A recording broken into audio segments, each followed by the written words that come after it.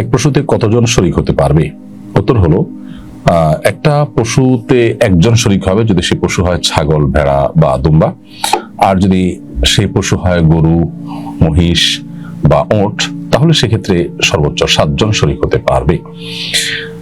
এই 7 জনের অতিরিক্ত যদি শরীক হয় তাহলে সেক্ষেত্রে সেটি কোরবানি হিসাবে বিশুদ্ধ হবে না, পশুর গোশত খাওয়া হালাল হতে পারে, জাস্ট কোরবানি হবে না। কোরবানি হতে হলে সর্বোচ্চ 7 জন হতে হবে, আর সর্বনিম্ন 1 জন হবে, অর্থাৎ 1 জন, 2 জন, 3 জন, 4 জন, 5 জন, 6 জন, 7 জন, যে কোনো সংখ্যক মানুষ একটা গরুতে বা একটা উটে শরীক হতে পারবেন।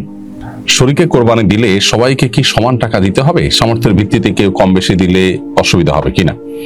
শরীকে কোরবানি দিতে হলে প্রত্যেককে সমান ভাগে দিতে হবে এমন জরুরি নয়। কেউ 1 শরীক, কেউ 2 শরীক, কেউ 3 শরীক এভাবে নিতে পারেন। তবে একজনকে কমপক্ষে একটি শরীক নিতে হবে, একটি ভাগ নিতে হবে। একটি বড় পশু অর্থাৎ গরু, মহিষ, উটে যেখানে 7 শরীক পর্যন্ত থাকতে পারে, 7 জন পর্যন্ত অংশীদার থাকতে পারে, সেখানে একজন কমপক্ষে একটা শরীক হতে হবে। একটা শরীক যদি একাধিক ব্যক্তি অংশগ্রহণ করেন তাহলে সেটিতে কোরবানি বিশুদ্ধ হবে না, সেটি জায়েজ হবে না।